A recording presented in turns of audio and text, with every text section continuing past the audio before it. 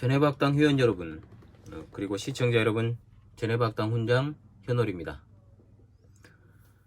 오늘은 교회론 세 번째 시간이 되겠습니다. 커피를 한잔하고 있습니다. 날이 다 커피를 마시기에 좋은 날인 것 같습니다. 교회론 세 번째 시간에서는 이제 교회의 속성과 구별에 대해서 이제 공부를 하는데, 그 가운데서 교회의 속성에 관한 강의를 오늘은 진행을 할까 합니다. 다음 시간에 교회의 구별에서 공부를 하겠습니다만, 개혁파는 교회의 속성을 기본적으로 눈에 보이지 않는 참교회, 이른바 무형교회에 두지만 2차적으로는 유형교회를 통하여 눈에 보이는 가견적 교회를 통해 교회의 속성들이 나타난다라고 보고 있습니다.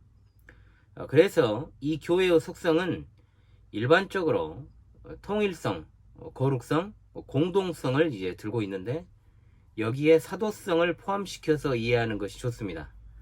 문제는 뭐냐 하면, 이러한 교회의 속성의 명칭을 로마교도 똑같이 사용을 하기 때문에 각각의 이 네 가지의 속성을 내용적으로 명확하게 이해하는 것이 선결 과제가 되겠습니다. 이 시간에는 이 네 가지의 교회 속성에 대해서 이제 그 내용적인 측면을 공부하도록 하겠습니다. 첫째로 교회의 통일성입니다.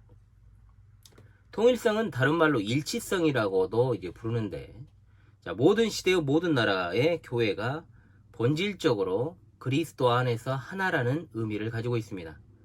고린도전서 12장 27절에 너희는 그리스도의 몸이요 지체의 각 부분이라고 하였으며, 12장 12절에는 몸은 하나인데 많은 지체가 있고 몸의 지체가 많으나 한 몸인 것 같이 그리스도도 그러하니라 말씀하고 있습니다. 그리스도를 머리로 하는 이 통일이라고 하는 것, 성령님의 역사에 의한 내적인 그리고 영적인 일치인 것이고, 또한 신앙 고백의 일치에 대한 통일이다 라고 할 수 있습니다. 이러한 통일이 외적인 통일, 즉 유형교회의 측면으로 드러나게 되는 것이죠. 유형교회로서의 외적인 통일은 성도들의 동일한 신앙 고백이라든지, 그리고 또한 성례전의 참여, 그리고 경건 생활을 통해서 나타나는 것입니다. 그러나 완전한 통일은 예수 그리스도의 다시 오심, 즉 재림으로 성취될 것이고, 내면적 그리고 영적인 통일이 없는 그저 외형적이고 조직적인 통일의 강조는 성경이 말하는 교회의 속성 가운데의 통일성이라고 부를 수 없는 것이죠. 일치성이라 할 수 없는 것입니다. 요사이 교회 일치운동이 더욱더 박차를 가하고 있지 않습니까? 세계 종교 통합을 위한 그러한 사탄의 계획들이, 속속들이 여기 이곳 저곳에서 나타나고 있는 실정입니다. 가령 이런 배도와 불신앙, 타협, 종교 다원주의, 그리고 종교 혼합주의, 이러한 결정체라고 할 수 있는 WCC 세계교회협의회, 또한 WEA 세계복음주의 연맹 등등, 이런 어떤 조직들은 기독교라고 할 수가 없습니다. 외적으로는 그리스도를 외치고 또 성경을 이야기한다고 할지라도 역사적 기독교회가 믿고 고백해온 성경적 교리와 신조와 신앙 고백의 일치 없이는, 그런 어떤 일치가 없이 연합하는 것, 통일성 그리고 일치성의 원리와는 아무런 상관이 없습니다. 현대 에큐메니칼 운동은 그렇기 때문에 정확히 교회 일치 운동이라 볼 수가 없는 것이죠. 이 두 단체와 관련해서는 교회론 수업의 마지막 단원에서 공부를 하게 될 것입니다. 제 12장에서. 자, 두 번째입니다. 교회의 거룩성입니다. 자, 교회의 거룩성이란 성도들이 그리스도 안에서 거룩해지고 온전한 거룩을 향하여 나아가는 성화를 가리키는 것입니다. 성도라는 말 자체가 거룩한 물이라는 뜻을 가지고 있죠. 그래서 이제 어떤 분들은 성도 개개인을, 신자 개개인을 성도라고 불러서는 안 된다, 이렇게 말씀들을 하는데, 그러나 성도라는 용어는 그럼에도 불구하고 아주 좋은 용어입니다. 따라서 교회는 본질적으로 거룩한 모임입니다. 또한 거룩이라는 말은 구별되다, 성별되다라는 뜻을 가지고 있죠. 자, 교회가 거룩하다라는 것의 의미는 교회가 세상과 분리되어 성별된 존재다라는 것을 나타내는 겁니다. 이 성별된 거룩은 로마서 12장 2절에 나오는 그 말씀에 순종하는 행위입니다.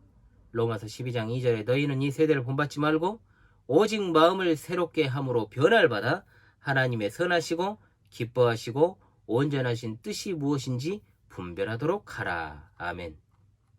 자, 세 번째는 교회의 공동성입니다. 자, 공동성이라는 말은 보편성이라고도 부를 수가 있는데요.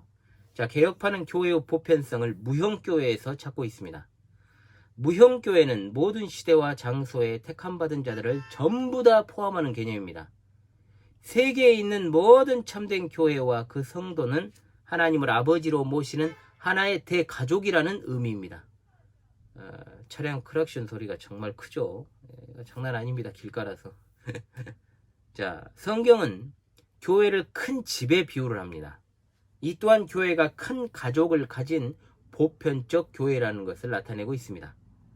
교회의 명칭에서 잠깐 공부를 했습니다. 영어의 처치는 스코틀랜드어 컬크와 독일어 키르케의 동의어입니다. 즉 우리가 공부했던 것처럼 주께 속하다, 주의 소유다 라는 말의 의미를 가진 퀴리아케라는 말에서 유래했다 했습니다.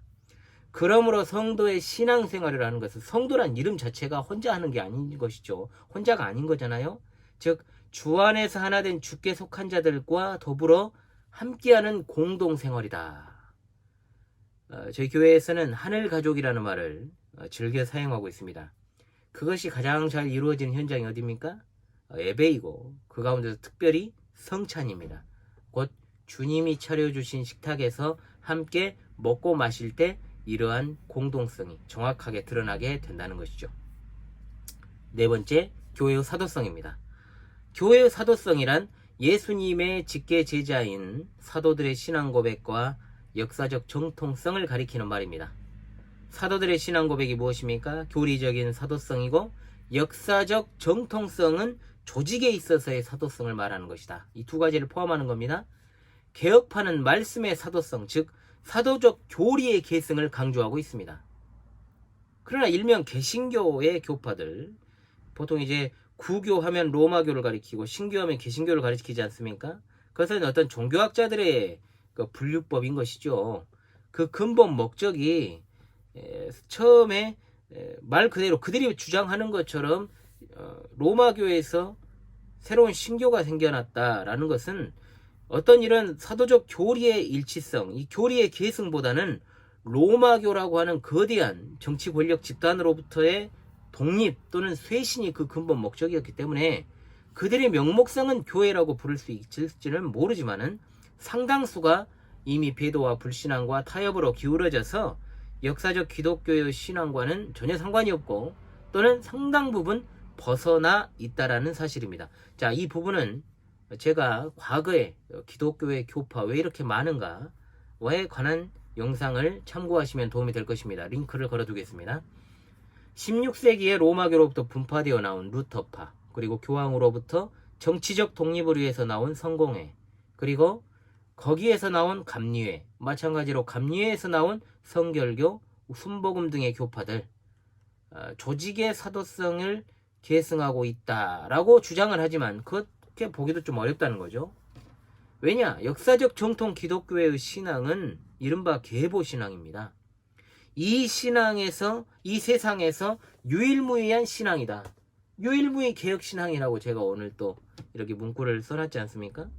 이 신앙은 어느 날 갑자기 하늘에서 뚝 떨어진 것이 아니고 계속해서 계승되어 온 참된 개혁파 신앙이라는 것이죠. 그러나 로마교는 이 사도성을 왜곡시켜서 적용을 하고 있습니다. 이게 문제인 거죠. 그들은 자신들만이 사도들을 계승한 교회고 교황과 감독들은 사도들의 합법적 계승자이자 교리도 사도적인 전통이기 때문에 사도성을 가지고 있다. 그렇게 주장을 하는 겁니다.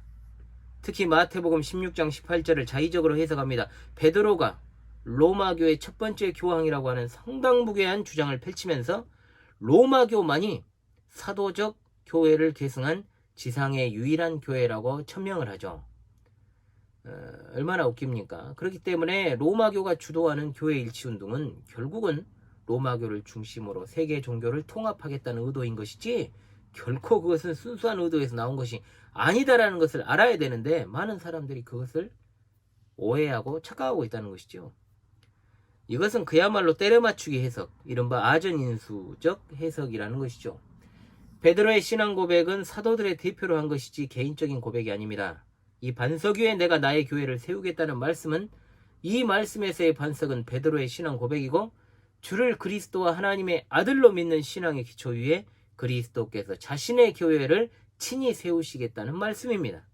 역사적으로 5, 6세기에 등장했던 로마교가 1세기를 살아갔던 베드로 사도, 그것도 로마를 중심으로 사역을 한 적도 없는 그와 현실적인 연관성도 없을 뿐더러 명백한 정치 권력 집단으로 출발하는 시점인 그레고리우스 교황이 조직한 오늘날의 로마 가톨릭 조직은 전혀 역사적 정통 기독교회와는 상관없는 바벨론 종교의 뿌리를 둔 로마의 토착 종교이자 태양신을 숭배하는 사탄의 회의일 뿐이다 라는 것을 분명히 엄숙하게 다시금 말씀을 드립니다. 자, 이 시간 우리는 교회의 속성에 대해서 공부를 했습니다. 통거 공사를 기억합시다. 통일성, 거룩성, 공동성, 사도성입니다. 통거 공사. 다음 시간에 교회의 구별에 대해서 공부를 하도록 하겠습니다. 끝까지 시청해 주셔서 감사합니다. 반복 학습만이 살 길입니다. 감사합니다.